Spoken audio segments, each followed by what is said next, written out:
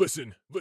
I've been hearing a lot lately about men don't talk, but in my experience, men do talk, just people aren't listening. So it's going to be me and a group of blokes discussing our struggles and victories through life. Warning, there may be some bad language, so apologies to all the moms, especially my own. Let's get going. Listen. Abin, yeah, it's the Black Country Blokes chewing the fat about everything it is, mental health, disability, and life in general. We're here with me, Kev Dillon, and my partner in crime, as always, Lee Cadman. And we're joined by the poet with a punch, Matt Windle. Now, Matt's, we just talk about all his amateur career, and he was former Commonwealth champion, and he's also a poet. But we're going to be talking about all that and so much more in a bit. But as always, we're going to start with our gratitude list. And I'm grateful for the bloody weather. In it nice, just have the sun out, blue sky. In between lessons, I sit down, I put my chair out, put my feet on the lion, and catch a few rays. So I am very, very grateful for the weather. What are you grateful for, bro? You know what, I was thinking about this on the way. I was dropping the kids off to school. I was looking in the back, and my Lily's in there, who's 15, coming 16 next year. And I just stopped and thought, next year will be the last year I take her to school. And that just blows my mind. I'm just grateful for actually that opportunity to be able to do that for the last few years. Yeah. You know, just to take her to school, because I can't even believe she's 16. You know, in next February, it's just madness. So, yeah, just for those times with the kids in the car, having a laugh and a joke and winding them up. In fact, another thing to be grateful for, we got an award, didn't we? We did. You got yours here, haven't you? Yeah. What's it? It's 50 for 50? 50 for 50. So it was celebrating 50 years of the West Midlands. And we was very lucky to go to Birmingham University on Sunday, weren't we? And receive awards for volunteering work we do. I mean, some great people there, and there's so much talent there. We had a great curry after, didn't we? It was lovely. Yeah, it's nice for us to be away from work as such, isn't it, and have something to eat and just chat. And lovely. We had to invite the wives there, didn't we? And Matt, what are you grateful for, brother? I am grateful for this year, I think, especially for family and just for people that I've got involved in my life. It's probably been one of the most testing year of my life, and we're only 6 months through it. Even on the way here, I was speaking to my brother, and we were just like, what's going on with this year, man? We've just got a lot of stuff going on with family and whatnot. So I'm grateful for the people that I have in my life, because life is short. So just trying to, as you're saying about the car journey, is just trying to cherish every moment and not take it for granted. Because tomorrow isn't a guarantee, is it? Absolutely not. And sometimes we're moaning about such trivial stuff, and you're thinking, and I have to remind myself that my mental health journey, sometimes I go, whoa, and I go, stop. You're with your wife and your daughter, the people you love the most. Just, you've got money in your pocket. Your belly, if not full, can get full. Yeah. You know what I mean? And just stop and go, it ain't so bad. How many people would give their left arm to have the life that you have? And that's the sort of thing that I think about when I've had a long day at work. Or how many people wish they had your job? Was working towards your job, you know. I often think about that, you know. It's like, my daughter's been doing it, and I think about Kev from, let's call it 20 years ago. You got a daughter? Well done, mate. Or my wife. You've got someone to marry her. Or my house. Congratulations. And it's all these things that you go. Absolutely. The boxing gym's doing it. You're now the head coach, and I think about that, Kev, going, what you want about your SAF kit? This is everything we wanted for. Yeah, that's often the way, isn't it? We dream about getting something, and when you get it, you realise you didn't want it anymore, and that's the thing. So it is about trying to stay present, be very grateful with what you have, and then keep moving forward. Look at what's next, but always being grateful for what you have. And smell the roses.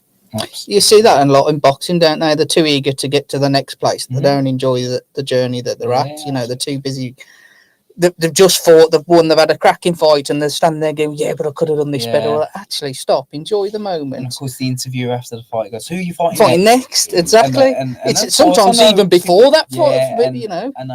But I like it when the boxers say, you know what, I'm just going to enjoy my win.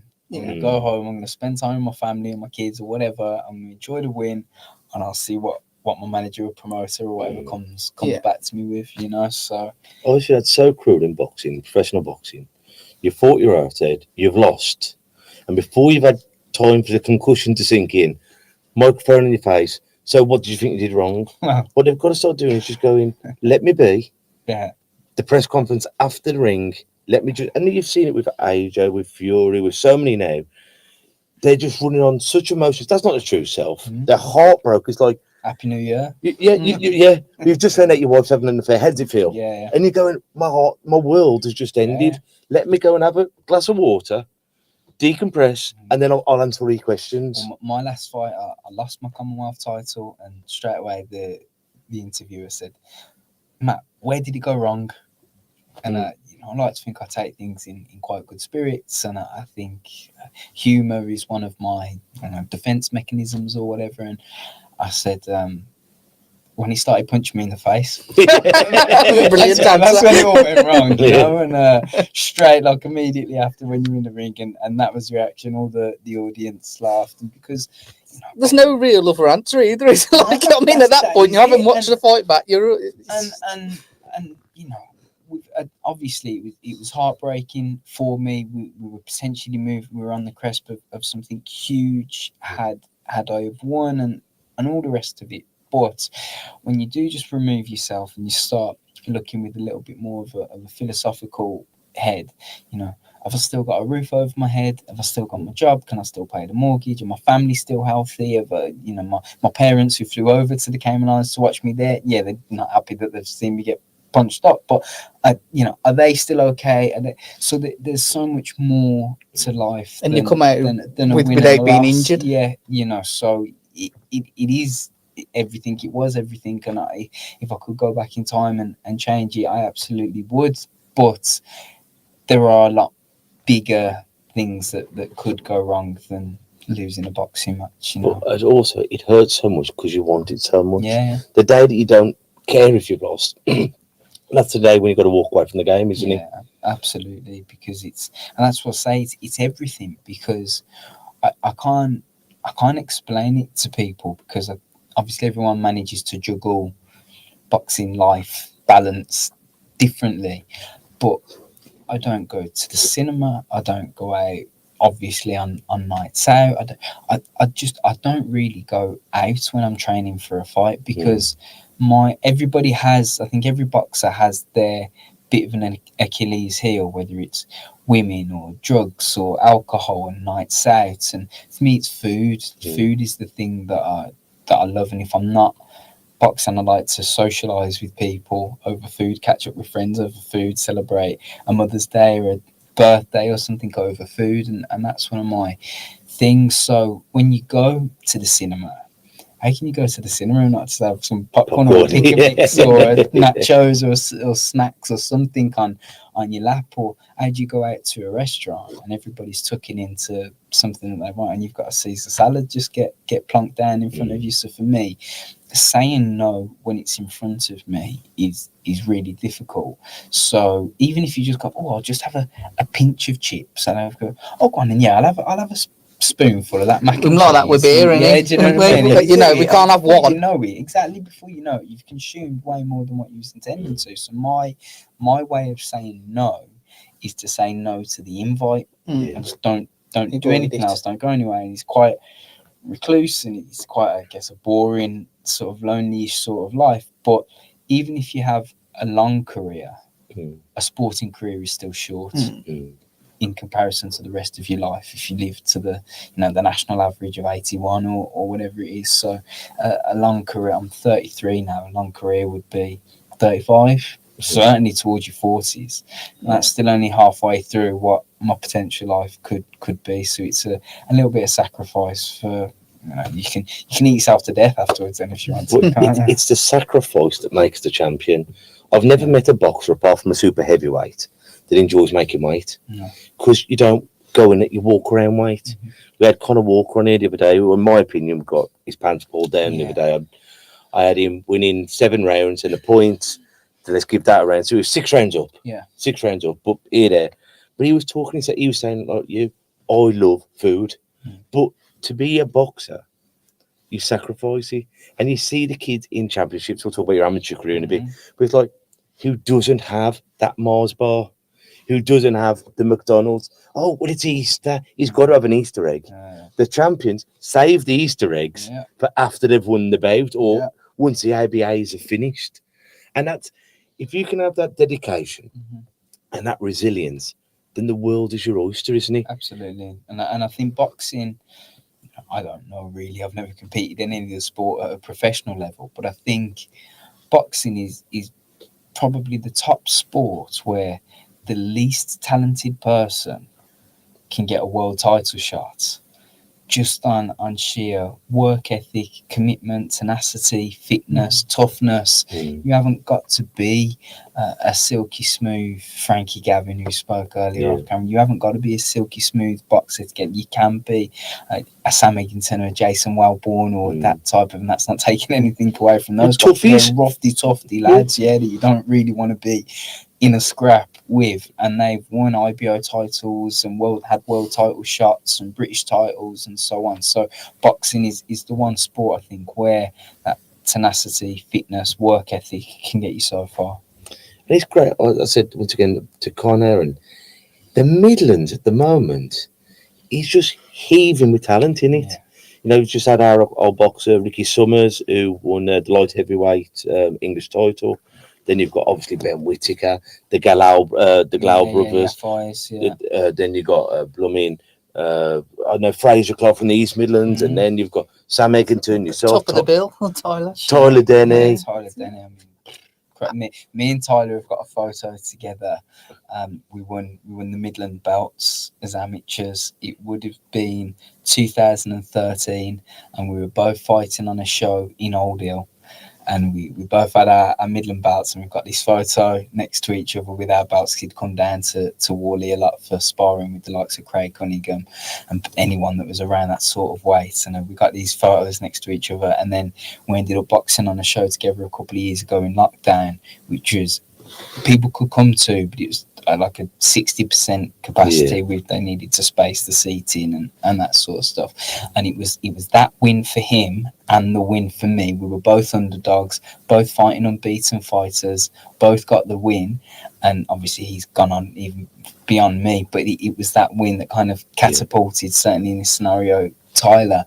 And it's just been an absolute joy, because again he's done it the hard way. He's a true, willing to take any fight, and true working man's professional, you know, and has grafted and has done it the hard way. And I honestly couldn't be more pleased for him, and I hope, and I'm sure we will, especially in the current era of boxing, get a world title shot, even if it's, and when I say only, I don't really mean that in any type of derogatory term, because I'd snatch somebody's hands off, but even if it was only an IBO title shot or stuff, because what that is, it's just another step on the ladder. Exactly. Like they'll say, if you win the European title, defend the European title, that then gets you a seat at the table for the IBO, for example. Then if you win the IBO, then that gets you a seat at the table for one of the big ones, a WBC, a WBA, and those types of belts, and a huge money fight and so on. So yeah, I could not be more chuffed for Tyler. And of course he went through draws and setbacks in his careers. He got draws to a journeyman. I think, did he draw 2 in a row or something? And you know, people are kind of, where's his career going to go? And then he's just grafted, worked his knackers off, like we've been talking about. Talented as well, but he's worked his knackers off, and he's reaping the rewards. And the thing is, with boxing, and before the Mayweather thing of everyone's got to have zeros, the greatest boxers, apart from Calzaghe and Mayweather, everyone's lost. Yeah.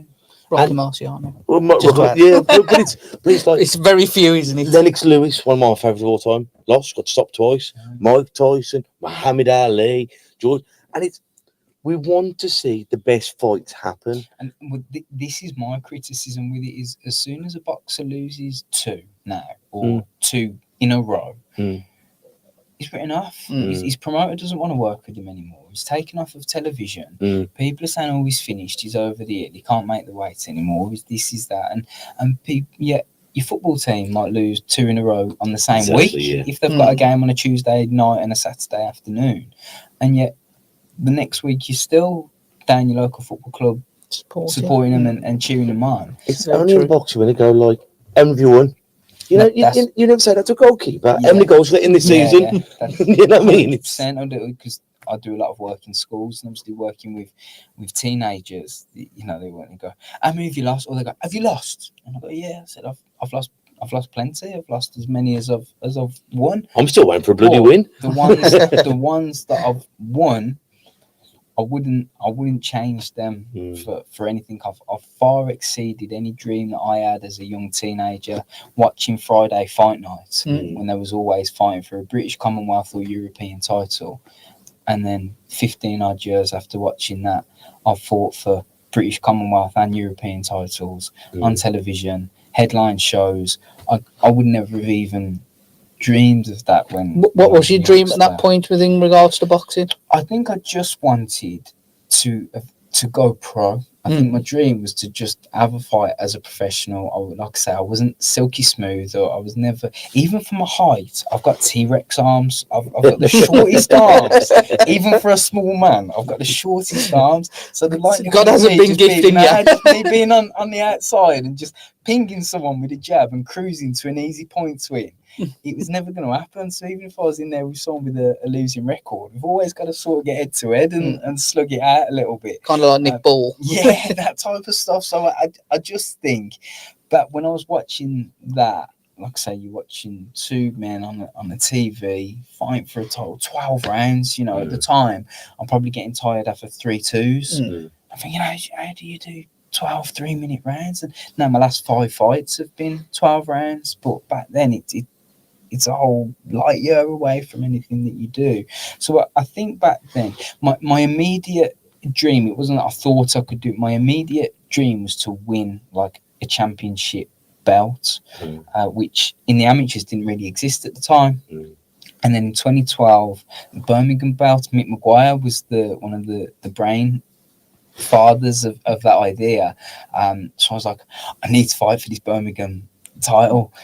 So I did, and it's the second city of England. It's a massive city for me. That was a huge thing, and because everyone on the telly is world champions and multiple world champions and 2-weight world champions, it makes like little Birmingham title not seem like much, but to me that was huge. And then in 2013 they had the Midland belt was created. I need to fight. I need to win the Midland belt, so I got that. Then I went down in weights and started competing at flyweight, and then I won the Birmingham and Midland titles in the ABAs, and then you move on to the national parts of the tournament, so you start seeing the GB lads and the lads who you've seen in the boxing news all the time, and then you go to Harringay, and then you're in the final of Harringay, and then you're actually boxing one of the GB lads, and then you're on an England assessment, and you just, it's like the more you get of it, then the more you want, and the work that is then required, and you go, actually, I wasn't blown away by that GB lad. I actually did all right, and I'm sort of in between clubs and kind of doing a bit of my own training, and he's on GB. He's got some of the best coaches in the world, training full time. Exactly, and I'm thinking, I did all right. So. And then you see your name pop up in the national rankings then, and you're 10th, and you're like, I can't believe I'm 10th in the country. And then the next season you're 8th, and but by this point I was 23, I was 24, I was 25. So I got to that stage. I think Carl Froch was 25 when he turned pro, and I got to that stage. Did you start off as the senior? I had one season, so 4 fights, because there was just on the home shows that I boxed on as a just turned 16-year-old, and then when you were 17 you were classed as a senior. So I had in 19th year now, isn't it? So I had four fights as a whatever it is, a junior or whatever, and then so 65 fights in total. 4 of them was as a junior, and then 61 as a senior. But I couldn't wait to get the head guards off. I couldn't wait to get to 3-minute rounds. I couldn't wait to turn pro and have lick the gloves and do 4 rounds, 6 rounds, 8 rounds, 10 rounds, 12 rounds. I always knew that more rounds would suit me, because I'd come out, and a lad that was 7'2" and 51 kilos, keep him on the end of a long jab, and I couldn't touch him for round 3 rounds. I couldn't touch him for round 1, Round 2, I started to get to him and make a bit of a dent in maybe the final minute or so of that 3-minute round. And then round 3, I was all over him like a wasp on a jam sandwich. Yeah. But by that point, you just haven't quite mounted enough points to get the decision. But I knew if that was even one more round, they're mine, you know. And so that's why then when I turned pro, one more round is where you start at. Yeah. That's your starting point, you know. So yeah, the old within the pros, especially amateur as well, of course, but within the pros, you got to be tough, both physically and mentally more so. When you get butted and you feel your face dripping with blood, and then you get butted on the other side, or you get butted in round 1 of a 12-round fight, and you feel it streaming down your face and stuff. You have to be mentally tough to just keep going and say, it's a fight at the end of the day. There's one thing at the moment that sort of gripes me a little bit with boxing. I'm hearing a few too many boxers quit really in a fight, and then in the interview afterwards go, got to think about my health. I've got to think about it a bit. And I go, if she's really thinking about your health, you wouldn't be a boxer. You'd stop boxing if you was really thinking about your health. So when you're in there, your health isn't your concern or priority. Winning the fight is the priority, and then not quitting is my next priority. It's my coach's responsibility. Exactly what I was going to say. It's my coach's responsibility, which is exactly what my coach Spencer McCracken did in my last fight. It wasn't going to plan, and I don't even know what round it was, round 5 or whatever. He said, "I'm pulling this, mate." I went, "One more round, Spence. One more round," and he went, "Nah, you're done." And he turned to the referee, and I just sort of sat there, and I love him for it. Because I totally, and even at the time, I didn't want him to stop it, but I knew it was a bad night. I knew what had happened prior to the fight, which were the reasons as to why he was stopping it. I understood it completely, and like I say, I love him immensely for it and everything. But I'm still like, I know my parents don't want to see it, but I'd rather get stretched out of here than someone throw the towel in or whatever. And I feel that as a fighter, that's the mentality that you should have.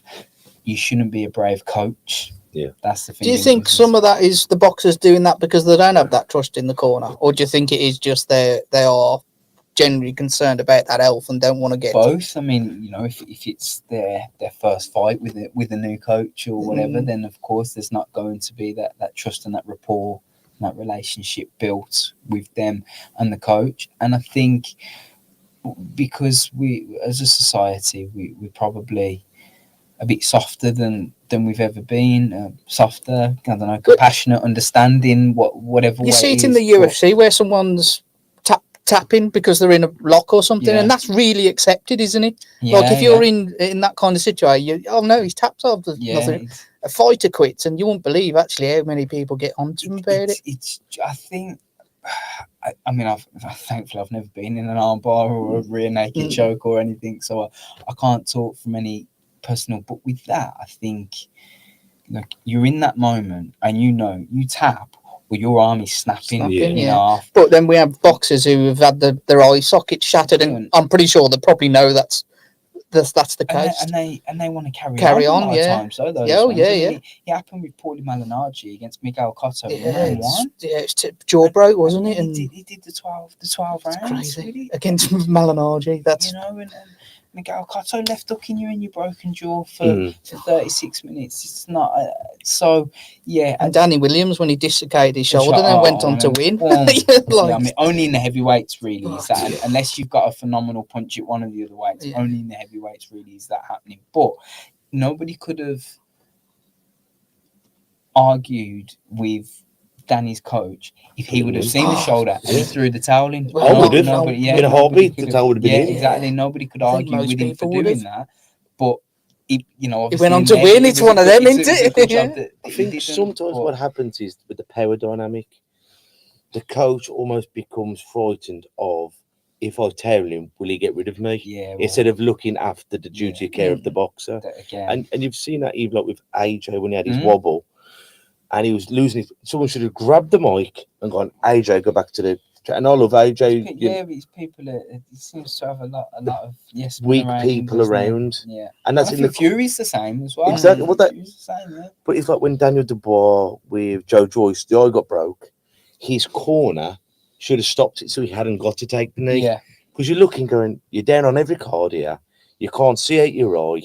Let's just, you know, take that out the boxer's hand. yeah, You know what I mean? And absolutely. but you need the right people in your corner. And you know, if you want to fire me for saving your life, I can sleep at night. 100%. And I do that in the amateur game, and I don't get paid for nothing. But it's like you're hurt. Let's do it. You know, it's just get over and done That's with. exactly what Spence is like it, and we spent. He doesn't say much at all, but you know he truly cares for one. I know he truly cares for me, and two, you know he truly cares for his fighters as a whole, and he doesn't care what you think or say or do or if you're going to fall out with him. If you leave, if you know leave then go to someone who doesn't care about it, see how you get on. It's not so for me. There's absolutely no bitterness, anger, resentment, anything like that. If anything, I love him even more for doing it. I wish he wouldn't have. You know what I mean? I wish he didn't have to. That was the thing. I wish he didn't have to. But I wish he maybe would have gone, all right, one more round then. Do you know what I mean? But it's a dangerous sport. One more round could change your life. My dad always said to me, he goes, in the corner, Kevin, it's always stuck with me. He goes, you got to look after the heroes of the world because the cowards will always look after themselves. Yeah. It went, if they've got that in them, they will pull themselves. Yeah. Your heroes will go to the death. You have to step in and go, enough. Absolutely. And I would have, like I say, would have much rather get stretched out of that ring in front of my parents, bless them, than have my coach wave a towel or whatever. But I totally understand. If I was Spencer, I would have done the exact same thing. I would have done the exact same thing. The only time I wouldn't have done the same thing is if I could have had a quick out of body experience and been coaching myself. That's the only way I wouldn't have done the same thing. Other than that, I'd have done the exact same thing. So it happens, isn't it? But I think as a fighter, quitting just shouldn't be in your DNA. You've got to have that rapport with your coach. And if you feel that if you are a fighter and you feel like you haven't got that rapport with your coach, you need to quickly develop it. Certainly as you're going into the big fights. Yeah, exactly. As you're going into those big fights, you need to get that rapport with your coach because that's so important. And fighting, there's so much danger, risk, worry that goes on. You don't want to be questioning your coach. That's one thing that you shouldn't have to be. Lots of things to worry about during a fight. Your coach isn't one of them. You know, whether you can trust your coach, that's not one of the things that you should be worrying about. So if you feel not too sure, the connection between the coach and boxer is above all, isn't it? Really? I'll see it with Chris Bill and Smith. You actually you look at him, and most people are going with you think actually he's going to beat him, but I think his main asset is the way he listens to Shane in the corner. You look at him; he's fully focused. He tells him to throw that punch. You go out there and throw that punch. And he's got quite a unique dynamic. Look, I love Chris as well. He's such a top guy, and you don't get a nickname like the gentleman. No, you don't. For no reason, especially in the sport of boxing. And you're right. He must just be. I've never been with him in the gym, but he must just be one of the perfect students. Really, like you say. If you say jump up and down, spin 3 circles and run into a door, he just do it. He's not going to say why or what for or how many, or he's just going to do it. You know. And I try to be fairly, for coaches, do a burpee jump. What for? Why? What did I do? I'm just going to do a burpee jump. You told me to. You know what I mean? That's it. So Chris, in that sense, I think he must be on a perfect. Yeah, because like I say, you look at the people he's been in with, and even Riatpur. I think most people have Riatpur going into that fight as a winner, and then he's just gone out there, and you just go, what's he doing right? And then I watched the fight again. I thought he just listened really well. Yeah. Obviously, he's a good boxer. And so mentally as well. To distance yourself between people thinking Riatpur's going to be the winner and you just being able to shut that out, put it into the back of your mind, listen to your coach, which again comes back to what we were just talking about. It's trusting your coach that what he's telling you is the correct advice, because it's no good listening to your coach. Well, you're not going to listen to your coach if you don't trust him. No. So he obviously has that trust in his coach, that what if he says jump, you just say how high. It's as simple as that. And about coaches, I mean, you've had some growth. Obviously, you with Spencer McCracken now in your pro career. But you started off at Worley, didn't you? Worley ABC with Johnny Nash. Yeah, Johnny Nash. Yeah, I remember one of my the very first time I met him, and he was like, so I did athletics and I did football, you know. So it's like I'm fairly fit. He's like, yeah, we'll see about that, you know. And a lad came in. I'd probably been at Worley a few years by this point, but another lad came in and he had a bit of a conk on him, bless him. And John said, "So you want to be a boxer, there?" And he said, "Yeah." He said, "Won't take long to get that fucker broken, I'll tell you now." I never saw that kid again. Never saw him again. I don't know if he went on to box at another club or not, but I never saw him ever again. But if a man talking to you that directly puts you off, boxing isn't a sport for you, because if he's saying something about you can't get him broken, what are you going to do when your conch does get broken? Conk, for anyone who isn't from the Black Country, means nose. It's not a rude term. No, nothing broken down there, just on the armbush. And how many beds did you have for Worley? For Worley, I had something like 50, 55, and then I had 10, 15 for jewelry quarter.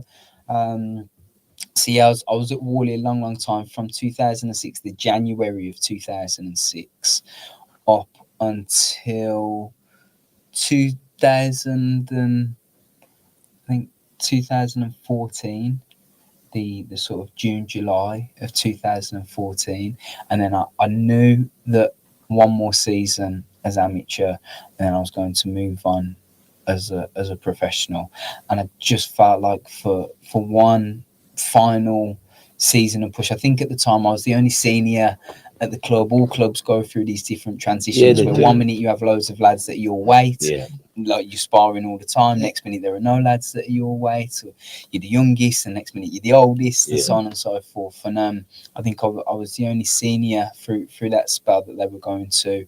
I'd been to the quarterfinals of the ABAs, and it's when they were fighting Friday, Saturday, Sunday, and it was Commonwealth selection year. So it was the only year in 50 odd years that they had the GB lads all on in the ABAs as well, for the ABA finals and everything. So minus that, I'd have made it to the semis, you know. But so I was around that finals weekend, and even just on that weekend alone, there was Eubank boxed, Prince Patel, Willie Din, Charlie Edwards, Galal Yafai, Harvey Horn, Joe Joyce, Josh Kelly. There was almost like a who's who. Anthony Fowler. We were warming up next to each other. It was like a who's who of British boxing over the past 5 years to now. Was all, and when I look back in the boxing news and stuff of that weekend, my name is one of the names that was part of that, you know. So that was a big thing for me. Then went to Haringey, but I took myself to Haringey and asked Mick when I was down there if he'd do my corner, because I knew Mick from sparring his lads and stuff like that.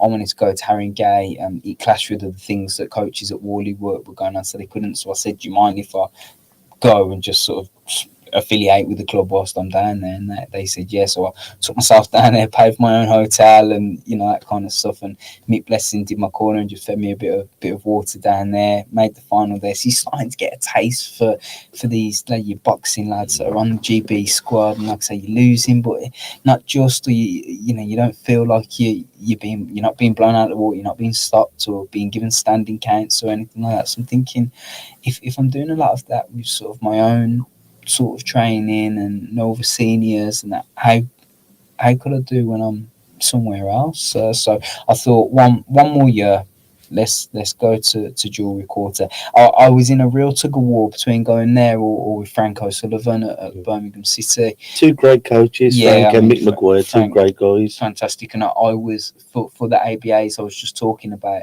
I was taking myself down to Birmingham City to spar Galal.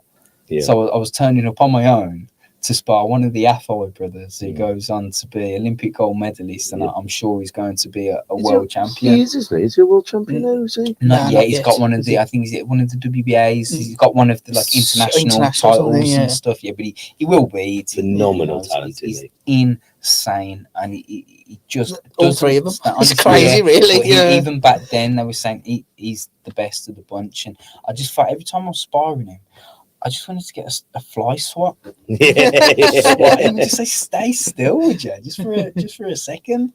And yeah, he's absolutely incredible. But again, I was going there on my Todd, and I think Frank took a bit of a liking to me for that, because there aren't many lads that turn up to the infamous Birmingham City Boxing Club to spar one of the Afoy brothers with, you know, a bit of a plastic bag in your hand, and I'm there trying to feed myself water with my gloves, and Frank said, "Come here, son," and he'd take the bottle and he'd give me some instructions, and I was picking his brain and learning, and it was I was caught in between where to go, but in the end I felt that the Mick and Jewellery Quarter would be the right move for me for a number of reasons, even just with location and being able to get there through after work and that sort of stuff. And then spent 12 months then under Mick's tutelage, which I absolutely loved, and then stayed at the gym when I turned pro, and was still training there and stuff as well when I turned pro in 2000.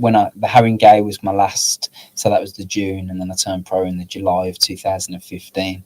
Made my debut. I should have made my debut in the September, but I was teaching poetry at a school in Kuala Lumpur, so I had to miss out on my debut.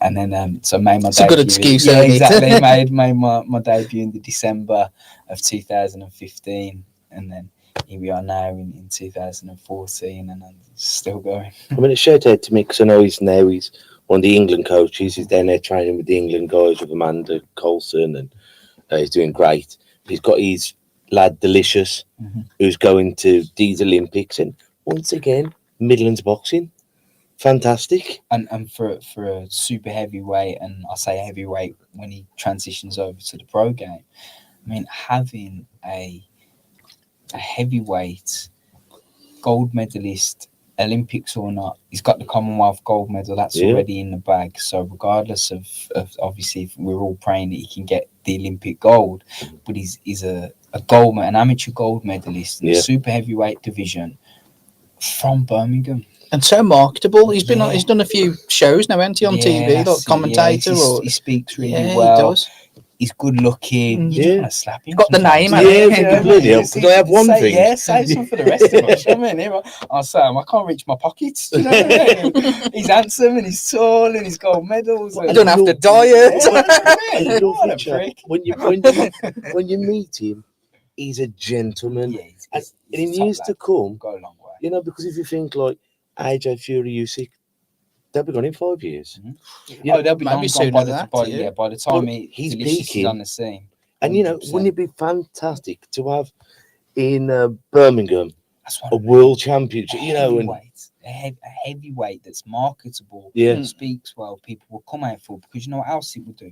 It will give the platform to the people that are on the undercard as of well. course. It will bring boxing to I know it comes to the Midlands and stuff anyway, but it will bring big. I think we're going to see fights to the that with Midlands. Ben Whittaker. Apparently, Yeah. his next fight is headline in Wolverhampton, and he's the kind of guy who's going to do the same thing. And He's we've going got it as well with. I mean, it's Stoke, so it's more. Oh, it's Nathan north of the Healy. airport with Nathan Healy. Yeah. you know, Still from the Midlands, Yeah, huh? it's Midlands, and he was boxing at the NEC or whatever arena it's called now, but he was It's hard to boxing keep at up. the NEC a few months ago, and he's got a massive following. Oh, it's as fantastic, well, isn't it, with when they, Stokes. It's insane what he did. So it brings boxing here. It puts eyes on Midland boxing, Yeah. but it also allows local fighters to get on big shows that wouldn't necessarily get the opportunity to go on. And it those shows big because shows. we've just had the fights in Birmingham last weekend. I think the end of this month or next month, Frank One was there with Queensbury as well. Yeah, that's it. When was That's the what last I time mean, we had two shows? We've got Liam Davis as well. He's the Liam IBO Davis. world Kid. champion. Yeah. You know what I mean? I boxed Liam in the amateurs, lost Did some you? points, but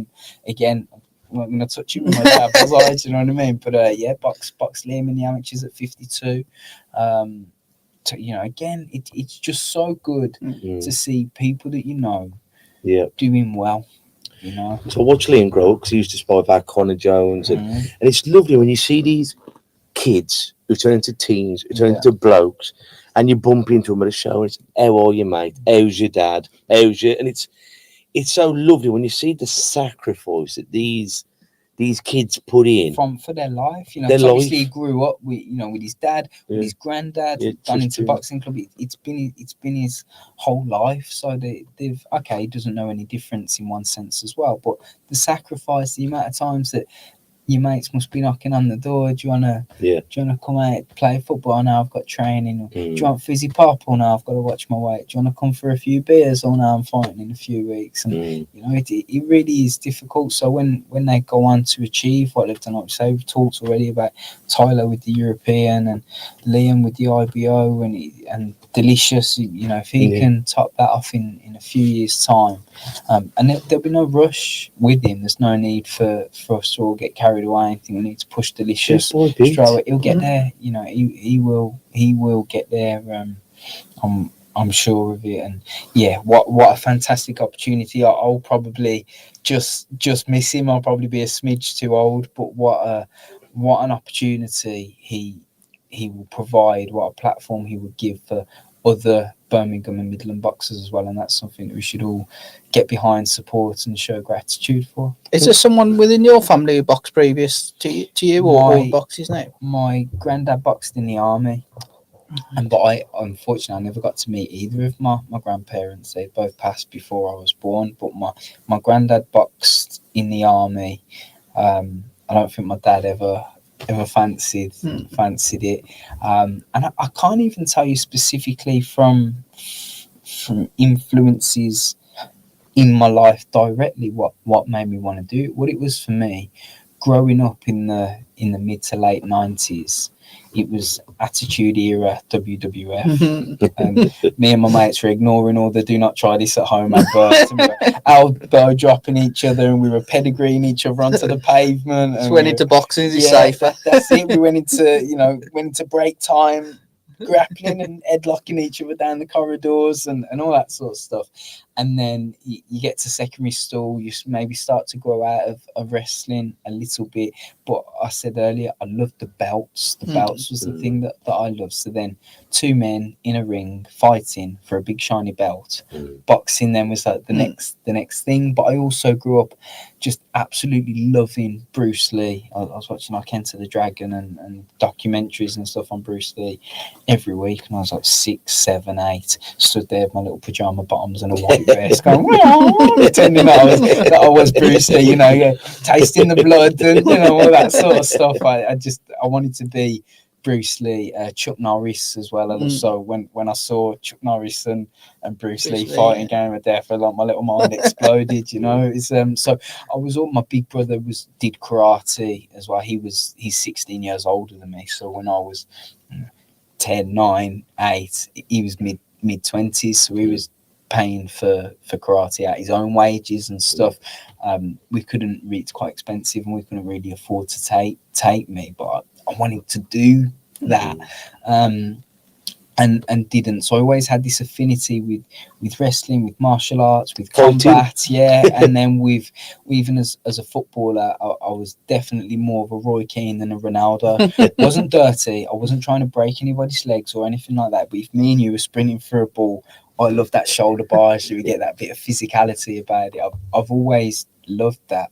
Got me into a bit of trouble in the football, mostly with parents. I'd be a 13-14-year-old lad sprinting for the ball, shoulder barge the kid, he go tumbling down the bank, and his old man's moving off here. And then, me, little chip on my shoulder, thinking Johnny Rockard, I start mouthing. Yeah, I start mouthing off at the parents. And the next thing, really, me and the old man are tumbling down the bank. And so in the end, I ended up getting banned by the Central Warwickshire FA when I was 15. It's heartbreaking, wasn't it, at the time? Yeah, because I just felt sort of a little bit unjust, really. Because like I said, I wasn't jumping in 2-footed. I wasn't trying to break people's legs, or I wasn't physically bullying people. I'm a dot now, so imagine what I was when I was 13, 14, 15. I just loved the tussle. And then yes, when I went to the Pheasant, we were talking about earlier, the old where Whalley used to be, and I went there just for keep fit boxing classes with John down at the Pheasant. Was it Johnny Dix? Yeah. I love Johnny Dix. Johnny Dix. And I'd always see him walking his dogs around man. them Whalley Woods and stuff. So I went down with Johnny Dix, and that's where I was doing any sort of boxing pads and that sort of stuff for the first time. And that was in the 6 weeks holiday, so the August. And then it was the following January, a few months later, when I then went down the proper boxing club, as it was then, Whalley, to their new location. And that's where my boxing career, my amateur tenure, and that really, really started off then. It's brilliant, though, what leads you somewhere, isn't it? Yeah, because it and I found that throughout life, even with us. And I had chat today, we're talking about the way through the poem and other lads that we know and that we've both worked with and so on. And I'm like, that's where people start thinking everything for a reason. Things don't happen by mistake. That's the next thing. I mean, because you were the poet for the Hometown Heroes of the Commonwealth. What got you into poetry? I think it was only when I was a poet and people started asking me the question that I retrospectively started to look back and think, well, when did I first start doing poetry? First time I remember doing anything remotely poetry based, I was in year 3, primary school. We had to write limericks. Once was a man from Spain who went on holiday with a plane, and that sort of stuff. And I finished first. I finished a limerick, 5-line limerick. First, showed the teacher. Oh, very good, Matthew. Write another one. I sat down and write another one. Okay. Go and help the rest of the class. So I'd then be wandering around the class helping them to write poetry when I was 7, 8 years of age. Fast forward to when I'm just 10 years older than that, I'm going into schools and starting a career for myself doing just that. Also for the clubs, I think I'd have been about 8 or 9. Arkayla asked if I could read the first stanza of a poem called The Donkey by G.K. Chesterton. And she wanted me to read the first stanza, and she was going to read the rest of the poem. I remember standing there in my mum's living room, when fishes flew and forest horse and figs amongst the trees, and practicing. And my mum sat there with the words, making sure that I was getting it right. And I ended up memorising the whole poem. So when it came to the performance then in church, Arkayla said, right, if you want to do the first stanza and I'll read the rest of it. I said, I've memorised it all if you want me to just read the whole poem. And she was like, are you sure? I said, if you want me to, yeah. So I stood there, like I say, 8, 9 years of age, whatever I was, and I just read this whole poem off the top of my head. So even though it wasn't mine, that was my first time performing poetry, and that limerick stuff was my first time writing any poetry. Again, similar to the wrestling thing, you go to senior school, you kind of grow out of that a little bit. It becomes raps and lyrics and MCs and thinking you're a little bad man and all that sort of stuff. But it's writing nonetheless. No, let's not focus too much on what they're saying, but let's just focus on the fact he's got something to say. He's trying to find a way to articulate his thoughts and that sort of stuff. So got permanently excluded from mainstream school for... I was just a lad. I wasn't setting things on fire and being like really naughty. I'd get late to lessons. I'd be at the back of the class. I fancied all the girls. I was captain of the football team. I was just a pain in the ass, but I was just a typical stereotype teenage lad. So I got permanently excluded then from mainstream school, mostly for scrapping and for going off for using my fists and using my mouth, which are the two things that I know. So I was at my preschool then, my pupil referral unit, and the teacher said you got to do a coursework on the theme of homelessness. And she said you could either write a poem or a story. And I was like, you know what 15-year-olds are like. And she said, well, the story has to be 2 pages long and the poem has to be a page long. I was like, I'll do a poem. I can rhyme words, that's fine. I'll do a poem. I wrote the poem. Thankfully, Suban, she was impressed with it. And the next lesson, she put the Young Poet Laureate application form in front of me. I remember sitting there reading it. Said, could you be Birmingham's next young poet? Lord. What does that word say, miss? Yeah. And I didn't know what the word laureate meant, didn't know how to pronounce it, didn't know anything. So this teacher's encouraging me to enter into a competition that I can't even pronounce. I'm like, wow, someone's got that belief in me. That goes a long way as well. I did everything that I needed to write four poems, one of the theme of National Poetry Day, sent off, found out that I'd made the final 10, so now to go to the Library Theatre in Birmingham, perform. So I did. My parents sat there, the English teacher Sue sat there, shaky bit of paper, performing poetry for the first time. And I came runner-up, but I came away from there just so inspired by the host, who's called Dreadlock Alien, Richard Grant. And I just became so inspired by him. He was freestyling, he was beatboxing, he dual heritage, he had dreadlocks. His mate was there, who was also a poet. He had a cap on and a gold tuss, and he was quite stocky. And I was like, these are like the lads I'm knocking about with on the street, not people that you expect to do poetry. So I was like, if they're the sort of people that can do poetry, I can do poetry. And that's so I bided my time. I went to any workshops and stuff that he put on throughout the year, tried to get better, listened to everything that he had to say, and then entered again the next year when it opened, made the final 10. And then this year I'd memorized my work, I took the microphone, I had more stage presence, and fortunately I became the first male ever in the country to be a young poet laureate. And with doing that, it obviously then got me to events where there was young people. So I was the poet laureate for young people. What is a poet laureate? A poet laureate is essentially somebody who is a representative of poets. So it was my job to represent and promote poetry to young people within the city of Birmingham. A laureate, I don't mean for this to sound self-indulgent at all, but a laureate means number one, and it derives from the laurels, which is why in the ancient Greek Olympics they'd have a laurel wreath put on their head when they won, and that's where the word laureate comes from. So it was my job to promote poetry to the young people of Birmingham. And then I would do a performance often after a mayor's or a councillor's, drab speech, and it would make me look better. And the kids liked it. And then teachers would come up to me afterwards and they'd go, our kids loved you. They normally hate poetry. Do you come into schools? By this point, I'm only 17. I got kicked out of school 2 years ago. I'm studying plumbing at college, and so you exchange details. They invite you into the school. You go into the school. Teachers always know other teachers at other schools. So you go and do a good workshop at this school. They then tell these schools, and those schools get you in, and those schools know other teachers at other schools. So they get you in, and then one teacher moves from a school in, Rowley to a school in Manchester.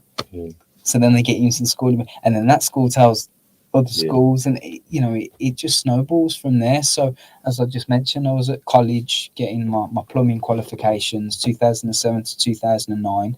I was doing workshops then, bits and bobs and very small fees.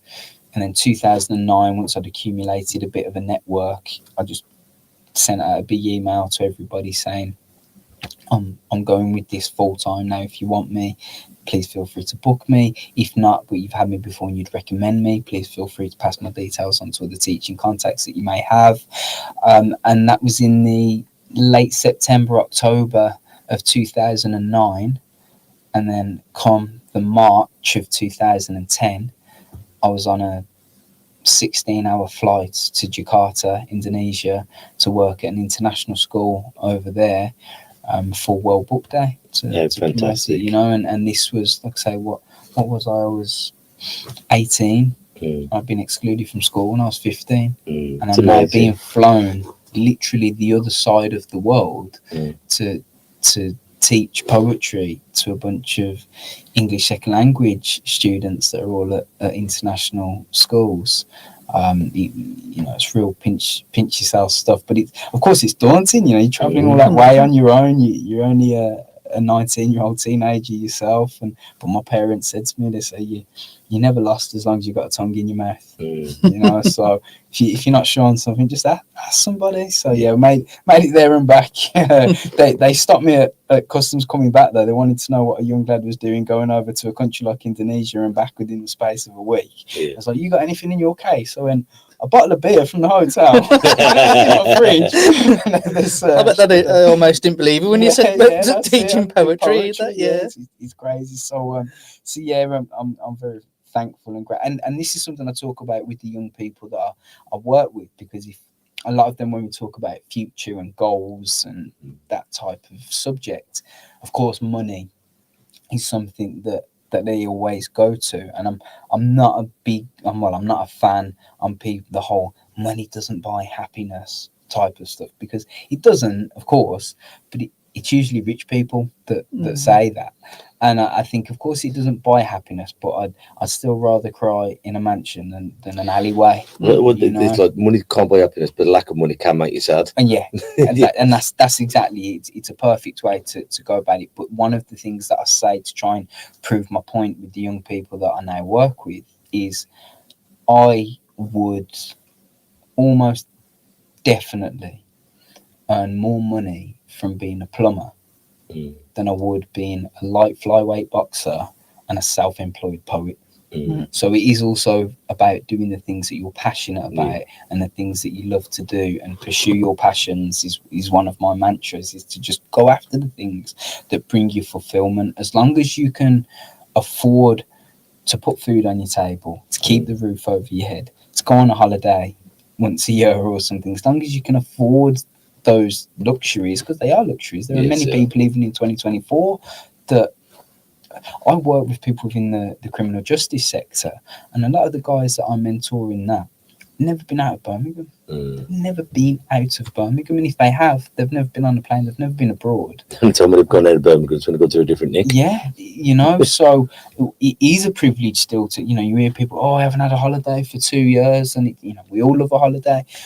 But it is very much a privilege. So if you can afford those privileges, even if you're earning a humble sum, if you love what you're doing to earn that humble sum, for me, that's worth more than earning twice as much of that, but not really enjoying what you do. I see exactly the same. I think the only thing I'd say, if I could get a job that earned me £1 million a year, I'd go and do that job for that time, because it frees you then to do whatever you want after that.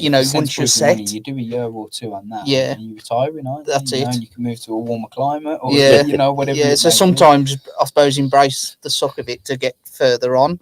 Absolutely. If that opportunity But is don't there. sacrifice But if not, dreams, just because the money, as you said, won't necessarily make you happy, whereas the pursuit of happiness might. Yeah, that's it. And for me, it's about that feeling of fulfillment. It's about feeling accomplishment. When I have a kid say to me, and I don't mean this big-headed, but I get it in most workshops, but I'll have teenagers go to me, I never thought I liked poetry, but you've changed my mind on it, or you've made me think different, but now I do, or if I write a poem at home, can I give it to my teacher and they send it to you?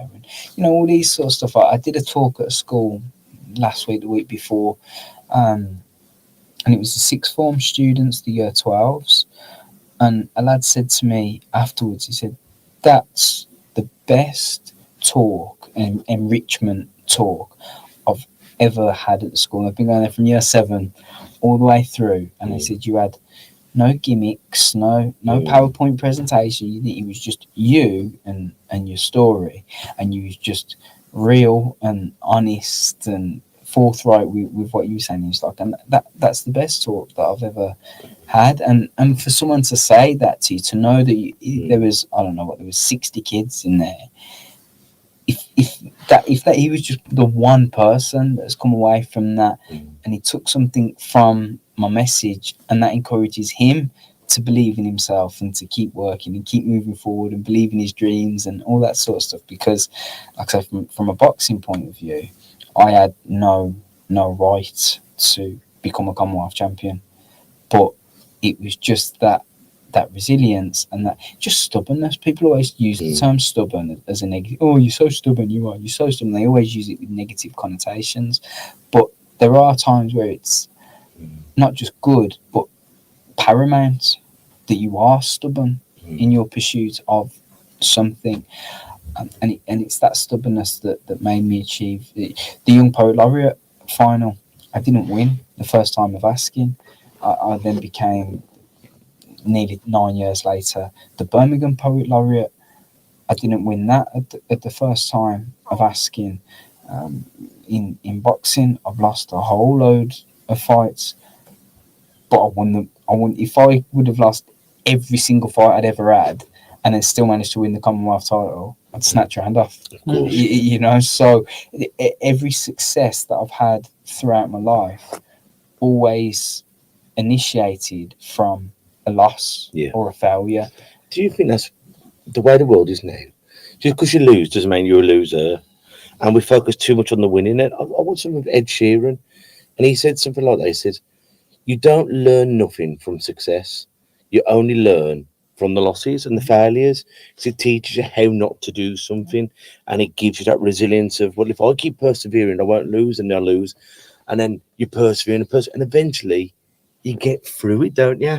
Boxing is such a perfect metaphor for life, because you see lads and they're banging, they're knocking opponents out in one round, and they're all razzmatazz and showing off and that sort of, and then the second someone can stand up to them and rough them up and put their head in the face and make their nose start bleeding and give them a cut on their eye, and they're often looking for an exit strategy. They're looking for a way out, and you really get to see someone's character throughout the course of a fight. You get to see what they're like as a person, but then how they handle the defeat, and if they come back from defeats. Or I mean, you will know this even better than me, but you've been there with lads where they're 5-0, 6-0, 7-0 as an amateur, and they've been boxing other novices and so on, and then they take a little step up and they lose one, and then maybe they lose 2 in a row, and then you never see them again. Well, you know that kid who loses his first 3 and then goes on the winning.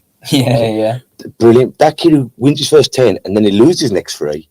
As you said, that shows, do you want this? Yeah. The kid who loses early knows how horrible it is to feel, but he's got it out the way. Yeah. That person who's, I'm the They next. start believing their own hype, ideas of grandeur a lot of time with that.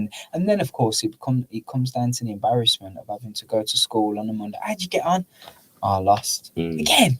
And, lads that you I know they're your mates, but you're 14, 15 at the end of the day, and they're all ribbing you and say, you're rubbish. And it becomes an embarrassment thing, where the one thing, it must be from my parents, but it's never been said to me so bluntly. It's more within my subconscious, but I've just never cared what people think.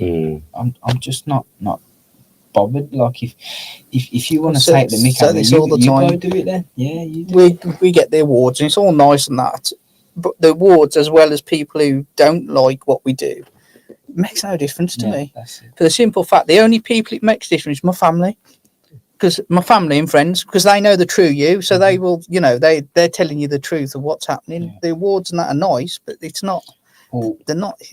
I've got a line in one of my, and I don't actually know the poem now, it's that old, I haven't performed it, but Cole Dickens, the former pro, he one of Mick's old lads as well, and he said, "Oh mate, you put that line on Facebook." This is like 10 years ago. He was like, "Oh God, I love that line, mate, I love that line." And he was something like, "Some people will tamper with your brakes and then smile at your face, or some people will smile at your face and then tamper with your brakes. Embrace it, let them say what they like, because at the end of the day, it's not about proving the doubters wrong, it's about proving the believers right." And that's the thing that I've always thought, that there can be people that don't like me, but I'm not doing anything fueled by their negative energy, even if it was just my mum and dad And it's not just my mum, you know, I've got my brother and my sister and family and great friends and my coach.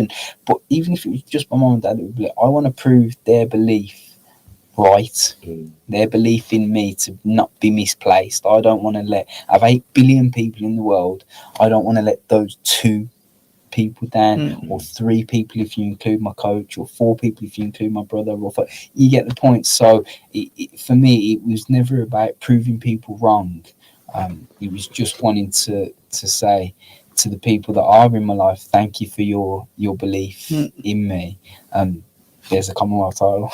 That's it. And it's whether it's praise or negativity, it's only the people around you that matter, and you should listen to about that. Yeah. Not people on the internet. They don't know you. If people around me saying, Matt, you've been a bit of a wally now, like, let's get it together, then I'm going to listen to it. If someone that I've never met, or I'm friends with on Facebook, but I don't really know them, and that's I'm disappointed in you because I thought and whatever that. I'm not really bothered. Yeah. No, I'm not really bothered. I'll go to the advice from my friends who would tell me straight. You know, there's plenty of times I'm in the wrong. I do things wrong. I make bad decisions. Plenty of times that I do that, and people tell me, "Yeah, it's wrong. Shouldn't have done that." And then we try and learn from it, because we are only human. We make mistakes, and we try and not repeat that. That's where it's a real bad way if you're just repeating mistakes. So we try then to not make the same mistakes that you've made previously. Plus, he's not a man who hasn't walked on this earth or ever will walk on the earth who hasn't made a mistake. Absolutely. But it's a great way of ending. But have you got a poem that you could say off the top of your head? Yeah, sure thing. This poem, I actually did. I did an interview with one of the boxing YouTube channels a few years ago, and this was a poem I ended with. So if anyone's watched that, it's the same one. But I think for new listeners that have never come across me before, even though they've just listened to some of the story for an hour or whatever we've been, it's a nice way for them to get to know me in a relatively short space of time. BBC asked me to do a story for 60 seconds. I couldn't think of one particular story that I wanted to dedicate a whole 60 seconds to. So I thought I'll make life more complicated for myself than what I need to. Story of my life. And I'll condense that story of my life into 60 seconds. And it's about 15 years that I needed to condense. It's now something about 19 years and 70 seconds, but you get the gist. It's called Brawling and Rhyming. The abridged version of my story is one of resilience, because life isn't all highlight reels and brilliance. It's filled with mistakes that you need to learn from. Accepting the pros and the cons is what makes you as a person. So I was thrown out of school when I was just 15. I only ended up with 3 GCSEs, no more mainstream schooling. I was sent to a PRU, the same system that half of British prisoners go through. My parents were petrified and personified stressed, and I was talking to counsellors and feeling depressed. Street life antics got me stabbed in my hand and my leg. I remember thinking, how could I be so far behind when I want to get ahead? But then I took up boxing, and that gave me a vision, as well as entering into the Young Poet Laureate competition, which was very middle class and filled with grammar school girls. But a new form of expression now existed in my world, and I made the final, only to lose out. I also didn't win my first amateur bout, but fast forward to now, and I'm your typical pro boxing poet laureate that aims to inspire. I work with young people, providing the sparks for their fire. I've gone from being excluded for talking and fighting to making a living from brawling and rhyming. That's why I wear my smile and my scars with humility and pride. And we may not always succeed at the first attempt, but that should never stop us from trying. Thank you. That's really good, bruv.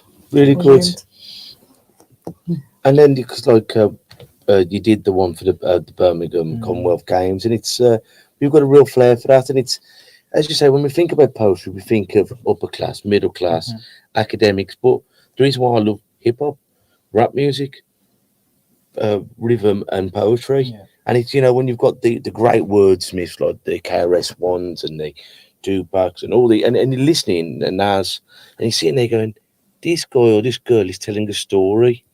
Just in urban. And what my problem was at school, because I used to write poetry and I love my hip hop, they're trying to get me to read Taming of the Shrew in Elizabethan English That's it. instead of listening to Tupac or Muhammad Ali, and that would have gone, wow, you make me want to read. Just very quickly before we finish off, there's a rapper called Akala, and if you haven't heard of him, you may have heard of his sister, Miss Dynamite. I'm Miss Dynamite. It's her brother, and he's the owner of the Hip Hop Shakespeare Company. I'm very lucky. He's had me down to his offices in London, and we've gone through the workshops and stuff that he does.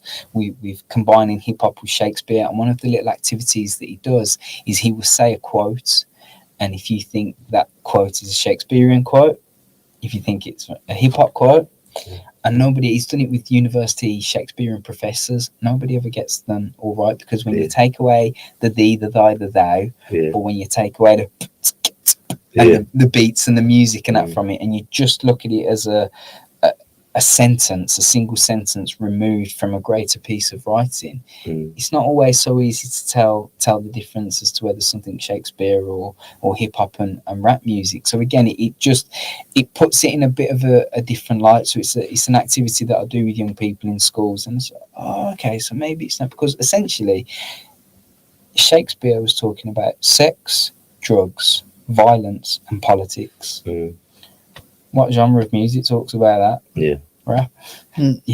So it's a lot more us, and so many of the words that Shakespeare invented are words that we now use still to this day, but it's also words and phrases. Swag, the obvious one, is something that the hip-hop culture and rap artists use as well. So there's definitely a bridging of the gap that can be done there. Commonalities. In a couple of weeks, we've got the Semantics. Have you ever heard of him? No. Oh, he's brilliant. He does, like, he sings, he raps, he's got the pedal, so he presses the pedal and he samples all his own music, but he sings and raps a lot about mental health.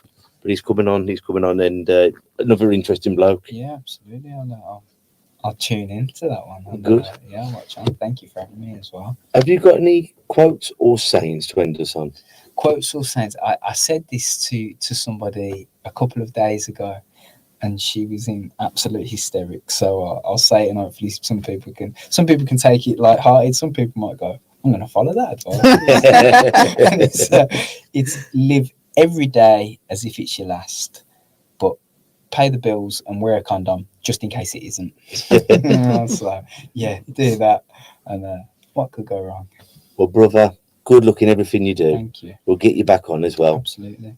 So, guys, until we see each other next time, I want you all to take care of yourselves and each other. Ta-ra a bit. Listen. And that's a wrap for another show. But if there are any comments or messages that you would like us to read out for our next podcast, please be in touch. There are also lots of different organisations at the bottom of this page, and hopefully they can help you or someone you care about. Please share this to spread the word. Until we talk next time, ta-ra a bit. Listen.